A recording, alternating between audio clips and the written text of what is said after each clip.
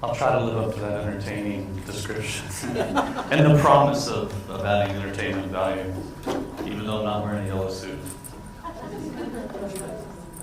Yeah, well, that picture was taken when I first started at Lulu, so this would tell you how much we innovate and how fast we move in space.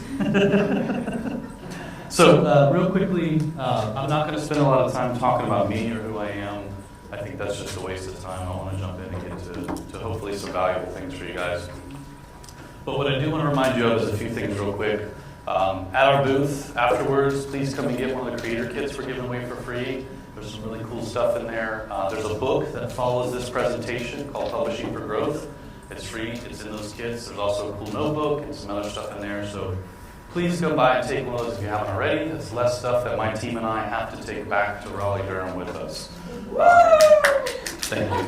There's also free t-shirts at the booth. Feel free to come by and get one of those. And then around 2:50 or 2:55 at our booth, we'll be announcing who won that publishing package that a lot of people entered to win. So just wanted to clear those things up.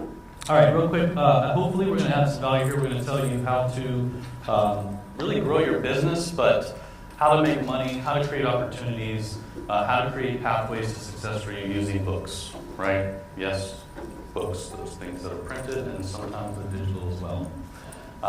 My name is Matt. He introduced you and let you know what I do. I'm not going to give you much more beyond that because it's all boring, but here we go. Publishing for growth. So a lot of us think of ourselves as creators. We're creative types. We write. We do design work. We do a number of other things that we self-identify as creators or entrepreneurs, or some people actually identify as an author.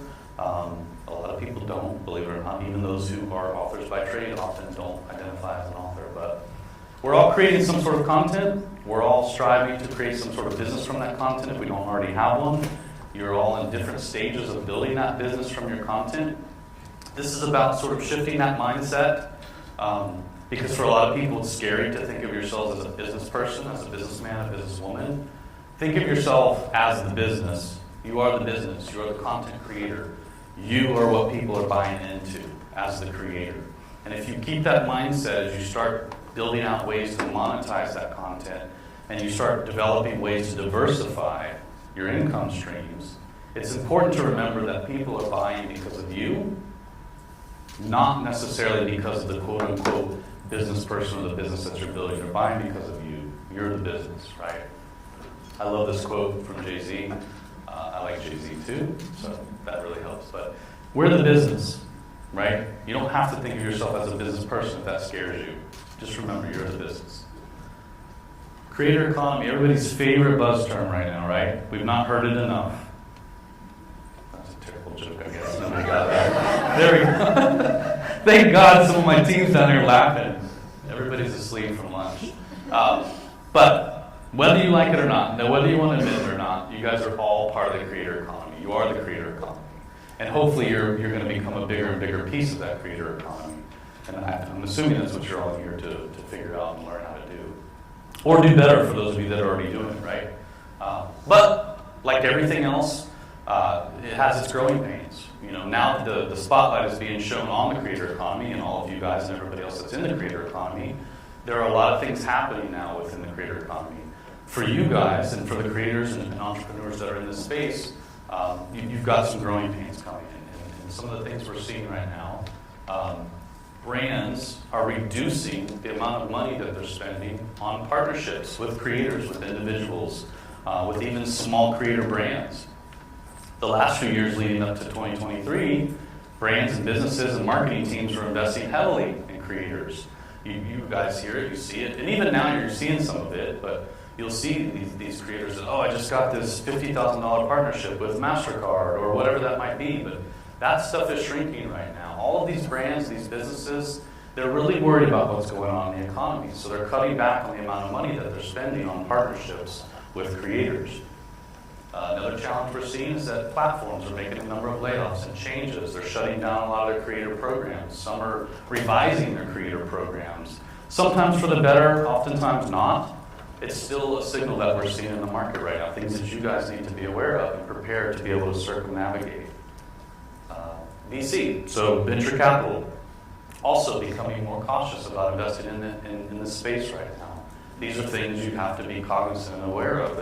If you're in this creator economy, which again, whether you like it or not, you are, you need to know these things, and you need to be able to prepare and take the steps necessary to diversify your income and your revenue streams so that you're not reliant upon one particular platform for advertising revenue or affiliate revenue or however you're working your revenue model right now, if you have a revenue model right now. And then lastly, we're seeing a lot more creators coming into the space, right? I've heard a lot of people talking about it today, yesterday. In general, you hear this a lot, like, oh, the market's getting so flooded with creators and influencers and all these other definitions of what you might consider yourself or your peers or your competitors to be.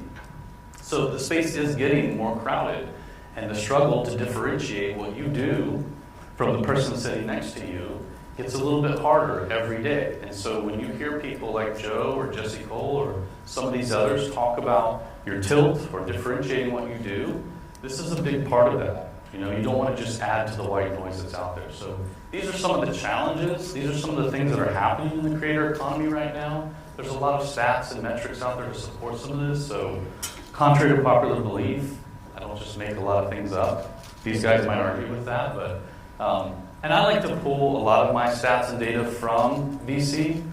Venture capitalists do some of the best research for obvious reasons. They're going to potentially invest a lot of money in that space. So anytime you can get data or information from a VC fund, I would take that over a lot of other data sources.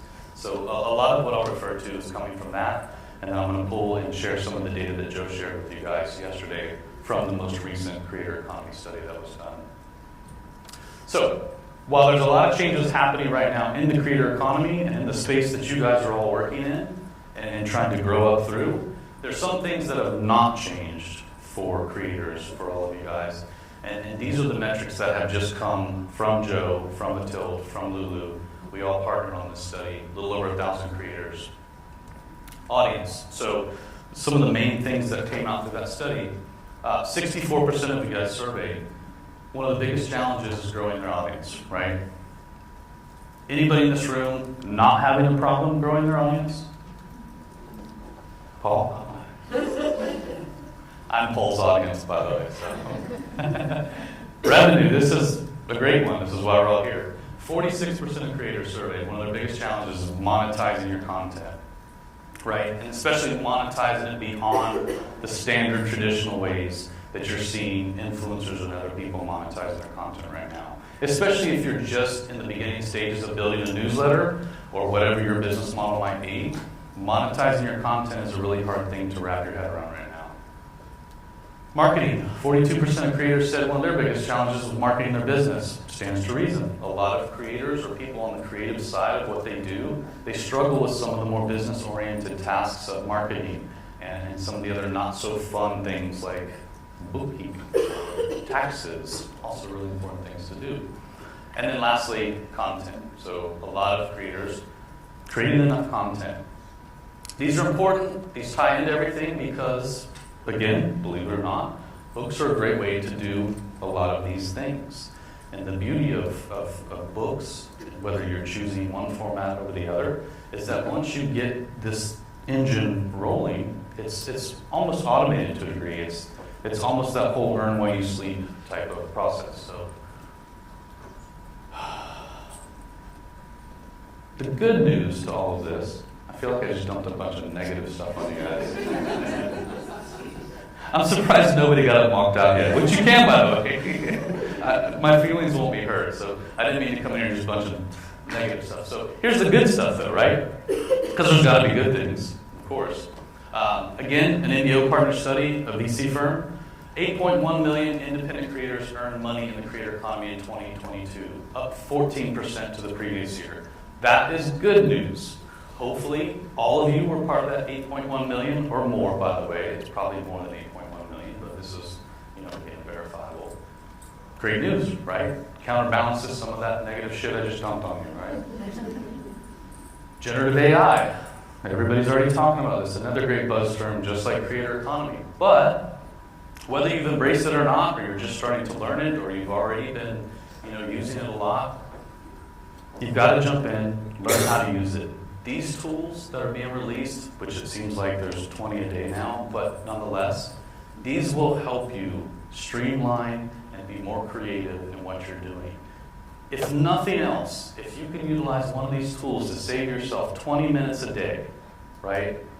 That is a massive increase in your productivity rate, but also that's 20 minutes back per day over an hour a week where you can use that for something else, whether that's your business, your creative pursuits, your family, traveling, doesn't matter. These tools are here to stay. They're not going anywhere. You might as well embrace them. Use them for what they're for. Don't use them to write an entire book. Nobody wants to read that shit. But one of the hardest things to do is to get started on your book with an outline, with an introduction. These tools are great for that. We use it at Lulu all the time. I really can't see any instance where using some of these tools to help you get a jump start on your book is a bad thing. If anybody experiences the opposite, please feel free to email me and yell at me. Totally okay. This is the best one, though. This is my favorite. Brands are now realizing that power is shifting to the creators, you guys, who are building your own follower bases. That's the key to this statement. You're building your own follower bases. And this is why you become so valuable to the brands. So when they start loosening those purse strings again, right, and they realize, oh, the economy's not diving into the sinkhole, we're not all going to disappear, AI is not going to take over, and all our banks are going to shut down, the world's just going to fly away, they're going to come looking for you guys because you have the communities you're building, you have the follower bases. There's going to come a point in time here soon where what you do and the communities you've built around your content are very valuable to these brands and businesses. So protect that, by the way. But that's a good thing, right? So, what this whole talk is about is how do we embrace the changes that are happening, the positive things that are happening, how do we take those, how do we turn those into actionable items where we can create revenue, where we can diversify our income streams and be less reliant on other brands and not build on rented land. Community, the biggest thing. You can define that however you want. Whether you want to define that as you finding a community for yourself, just to maintain mental sanity and connect with other people like yourself, or if you want to define that as building your community around your content, or both. I've never seen an example where community was bad. So define that however you want. Community building needs to be something that we all look at doing. Building closer relationships with your fans. Again, this is going to be so important for the longevity of what you're doing. And I think what happens sometimes is that as creators, people get locked into what they're doing right now. Sometimes you get very short-sighted because whether it's for money reasons or not, but you get so focused on what you're doing right now, you forget about there's a long-term play here. One of those stats that you heard Joe read and that people love to point to is the independence and the freedom and flexibility that comes with being, an independent creator, somebody who is building a business for themselves, a content entrepreneur. These things are extremely important in having community, having that ability to bond and have closer relationships with, again, like-minded individuals only furthers that mission. So we need to pay close attention to that. Secondly, diversifying your income streams. I didn't say diversifying your platforms. Income streams. It's totally different, right? The problem is that a lot of times, especially when people are first starting out, but even experienced creators and entrepreneurs, 10 years into the game, often equate number of platforms they're on with number of revenue streams. And while technically that's true, that formula, that equation is a recipe for disaster, right? You heard Jay Klaus say it. He talks about it all the time. Getting straight A's in 5 classes is much harder than getting straight A's in 1 or 2 classes. That is 100% true, absolutely. Master 1 platform, maybe 2, if you can do it really well. But diversify income streams. It doesn't mean add more platforms. It means add more ways to make revenue from the content you're already creating, by the way. Right? So yes, books. Those things made from paper, and for some of you, You read them on an iPad, gross, boo. I don't, actually, everybody else does. Leveraging books to enhance personal brands, that's not new, right? For us, we see it all the time in the publishing business. For a lot of you, it might be new or a new concept, right? You probably have not thought about the idea of a book as something that can grow your brand, grow your income, especially when you talk about the ways that we're going to talk about it, like self-publishing, doing this all on your own, not having an agent in a big, traditional publishing house come approach you, which, by the way, these days is not the most profitable, lucrative way to do that. But enhancing personal brands, expanding businesses, reaching new audiences, and more importantly, when that's done properly and in the right succession, this leads to, and we'll get into this, speaking engagements, media appearances, and all kinds of other business opportunities. So when we talk about using a book for growth, publishing for growth, using a book for opportunities, it's not just about making $1 off of that book, right? An individual transaction. That's not what we're talking about. We're talking about using books as opportunities, right? These create pathways. Again, diversifying revenue streams, becoming less dependent on other platforms, right? Something like books, you own that. You're not reliant upon Twitter or, whatever your platform of choice might be. It's the same as those of you that are working really hard to build a newsletter. You own those contacts. Everybody that subscribes to your email newsletter, hopefully, depending on what tool you're using, you own all that data. You know who those people are. And you control the dissemination of the content that you're giving to them, whether it's a weekly newsletter, twice a week, once a month, it doesn't matter. When you do that on Twitter or whatever that might be, TikTok, Instagram, it doesn't matter. And if that's your sole way that you communicate, you don't own any of that, none of that. If you wake up tomorrow and Elon Musk decided that he doesn't like his new toy anymore and he just shuts it down completely, but you put everything you had into Twitter, guess what? You're done. You got to start over. You have no legal recourse to any of that. Books are very similar to newsletters and some of these other channels that people are starting to realize, I can own this. Nobody can take this from me. Unless you're doing something really nefarious, and they should. But again, you don't have to wake up one morning and worry about some crazy billionaire is going to take over your newsletter and decide that you can't do it anymore. It's the same with books, so diversify. Lastly, we talked about community briefly. They're a great binding agent for building communities, right? And that's publishing on binding on a book. Yeah, I'm 2 for 2, holy shit. You want to come finish this thing for me? Seriously, though, books are great for community. I think a lot of people often struggle with this concept of community. Like, how am I going to build a community around what I do? Nobody gives a shit about what I do, right? I'm sure some of you have felt that way or feel that way, or you go and listen to some of these other people talking, and you're like, oh, yeah, sure, it's easy for them to say community because they've got 60,000 followers over here and 20,000 followers over there, and the content they're producing is not like my content. Books are a great way to build community, like digital book clubs. I mean, it's so easy. If you put out a book that has value, that adds value to somebody's life or the trajectory that they're on for their business, of course they want to talk about it. And they want to find other people who want to talk about it. And if you can harness that, it's a great way to either start building a community or enhancing the community you're already building, right? So, how do we do all this? How are books used as growth tools? What are some of the ways that you can use books for growing your business, for growing your brand, for whatever that might be? Securing speaking gigs and interviews, right? A lot of people in this room are interested in doing this. How do I get interviewed on podcasts? Or more podcasts if I'm already getting interviewed? How do I get speaking gigs at things like CEX or whatever that might be? Books are great for that. And in fact, there's a lot of conferences and shows where they won't even let you apply to be a speaker if you don't have a book. It doesn't matter if it's traditionally published or not, but if you don't have a book, they're not even going to consider you to speak, right? Generating leads. This is a great tool for generating leads. If you have a coaching or consulting business or something along those lines, it's very easy to hand somebody at one of these shows or anywhere else your business card and say, hey, I do this thing, I'm a consultant or a coach for this, XYZ, doesn't matter. There's a big difference between handing that business card and handing them one of your books and saying, hey, I talk a lot about the problems that you're having with your business in my latest book.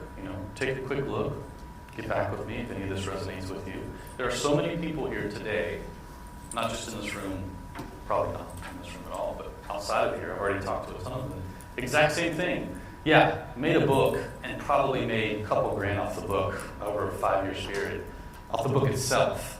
But the book led to coaching and consulting opportunities that brought in 50, 100,000, 75,000, all kinds of different numbers. So Robert Rose, for example, also loves to throw out this little quip that, writing a book, you're not going to get rich, right? But what it will do is allow you to add a zero to your consulting fee. Your consulting fee is $250 an hour now, write a book, and now it's $2,500 an hour. You still won't make a ton of money off that book because you're going to use it as a lead magnet, but you're going to add a zero to that consulting fee. Establishing credibility and authority. Along those same lines, again, if you literally wrote the book on the subject or the topic, or a book on the subject on the topic, nothing screams authority more than that, right? Anybody can go online and say, yeah, I'm an expert in Disney World. But if I wrote a book on navigating Disney World through peak times with 3 kids on a budget, you're probably more likely to read that than if I just wrote some blog article about my last trip to Disney World with my 3 kids who were assholes the whole time. Also a true story.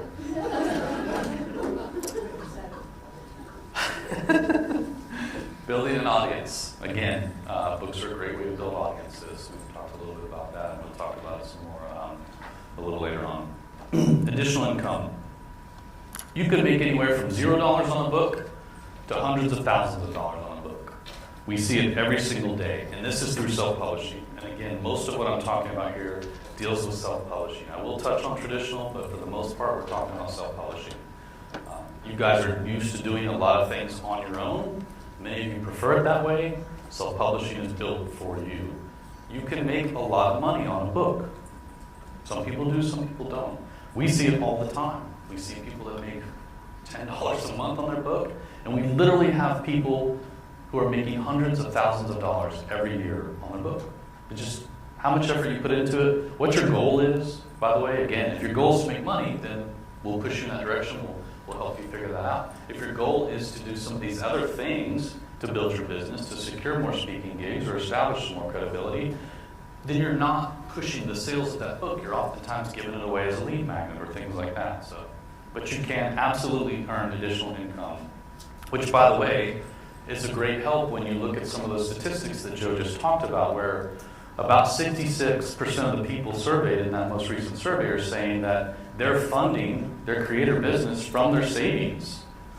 They're cashing in their 401ks. 23% are using credit cards to fund their, If you could set up a small passive income stream from a book, not only are you now building credibility and authority, but now you've got some income coming in where you can sort of supplement that business and pull a little less from your savings or your credit cards or whatever you're using to fund your business.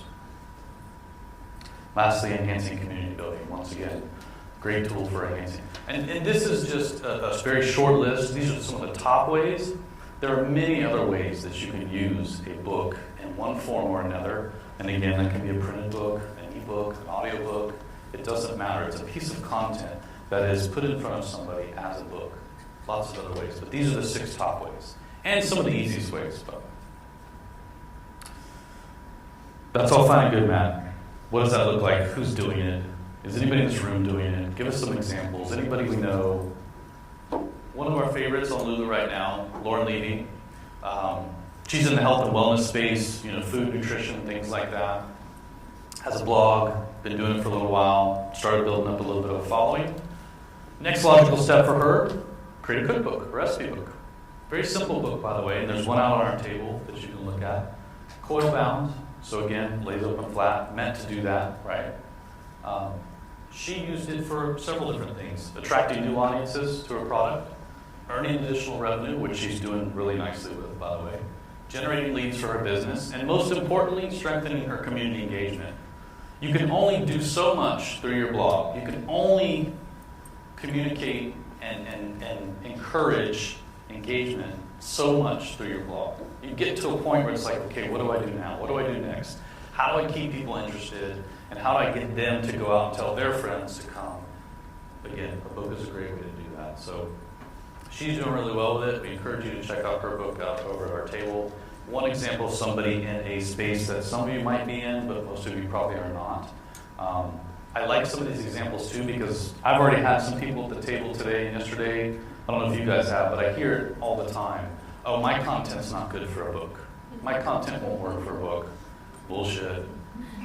We've got a guy, I didn't use him, but he's on TikTok, and his whole thing is just, don't throw out your dead plants. He'll teach you how to repurpose your dead plants or bring them back to life. That's all his TikTok is. He had people asking for a book because his 15-second TikToks just weren't enough. He goes and creates a book, and in the first 3 months, he sells over 100,000 units of that book. Insane. The book was priced at $24. You do the math. But his content was repurposing plants. That's my point. Yeah. So don't think that whatever it is that you create content around cannot work in the form of a book. I promise you it can, and we love a challenge. So if you still don't believe me, come see us afterwards. We'll figure it out. I think you and I even talked about this. Yeah. I talked to another guy yesterday. He's in the manufacturing space of plastics and some other things. Like, same. You don't think that people in that space need knowledge?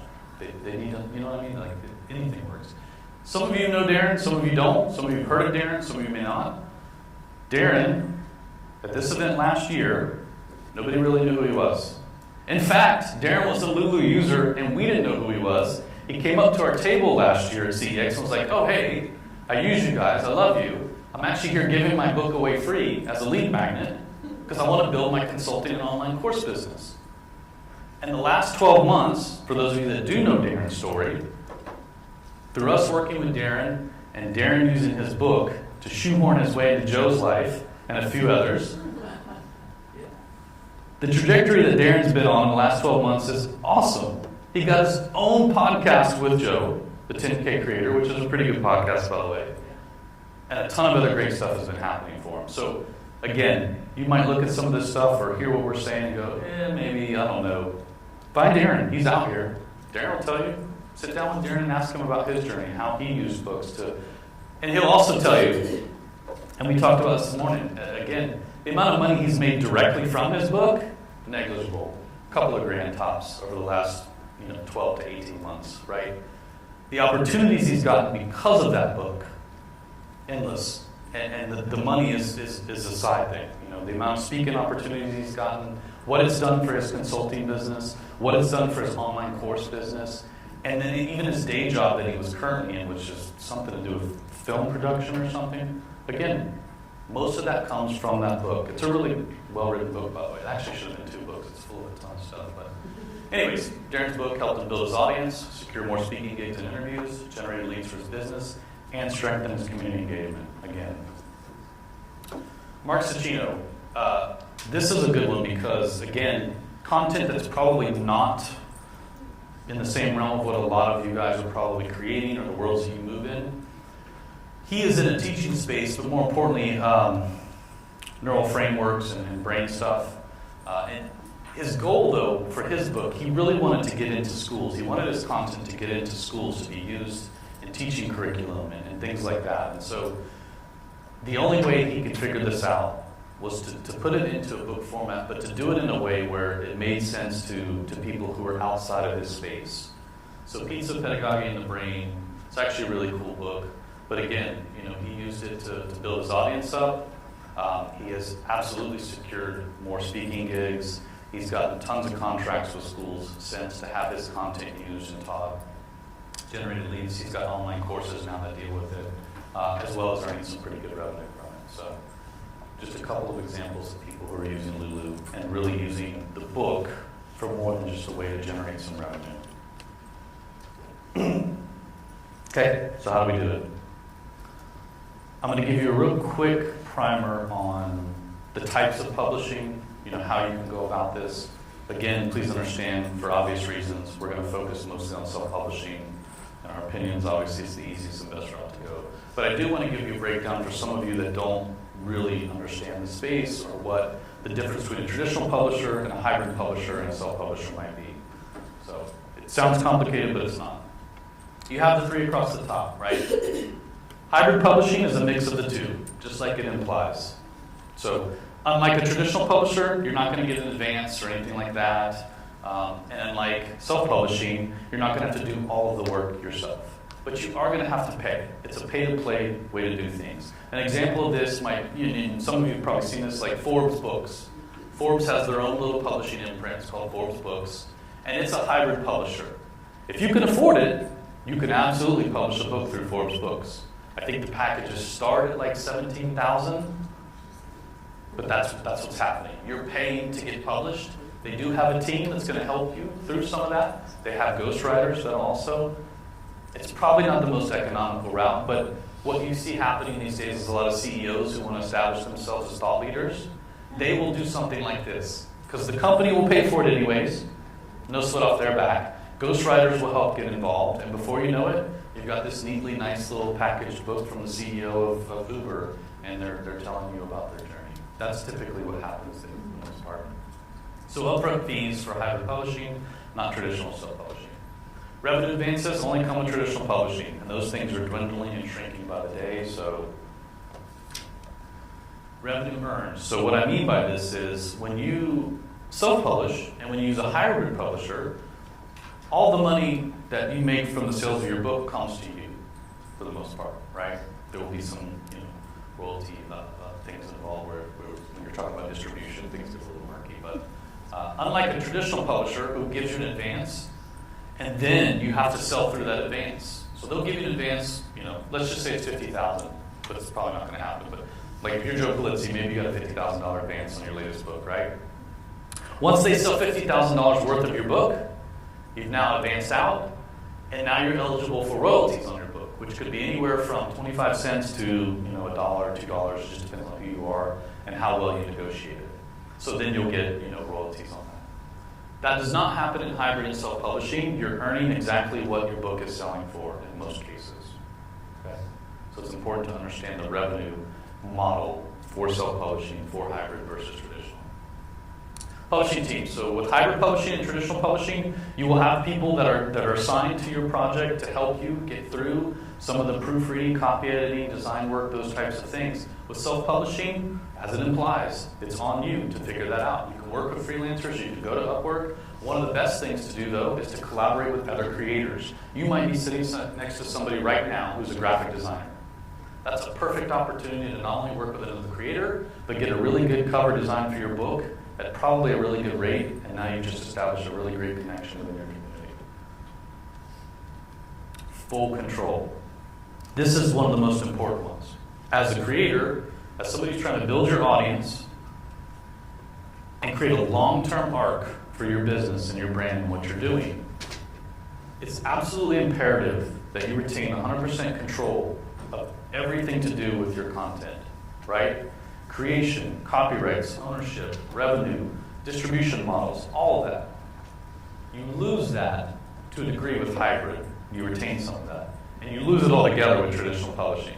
What you submit back to your traditional publisher as a final book is not what's going to hit the bookstore shelves, I promise you. So, important to understand. Lastly, maintain rights, again, under that. The right book for your brand and audience. Find the right fit. There are so many different things you can do for your brand. Nonfiction, obviously, is probably where everybody's at right now. There might be a few people here who want to be the next Stephen King or Colleen Hoover. Best of luck to you. That's great. Nonfiction is usually the most popular. You can do things like notebooks, low-content books to get started. We have people who create notebooks, and they built a business out of it using Lulu. Again, selling hundreds of thousands of dollars of notebooks every single year. Journals, guided journals, things like that. Reference books. If you're a Python coder, you can write a reference book on coding Python. Things like that. Planners, again, really popular. Workbooks are great as supplemental content to online courses. For a lot of you doing online courses, nothing is cooler than signing up for an online course and then get a little package in the mail with a workbook and maybe some other fun, cool stuff. Memoirs, obviously. Cookbooks, journals, and then lookbooks for a lot of brands who are very aesthetic in what they do, whether it's clothing or something like that. These are, again, just some examples of things you can do to further your brand. So publishing your book, things you need to understand. Content.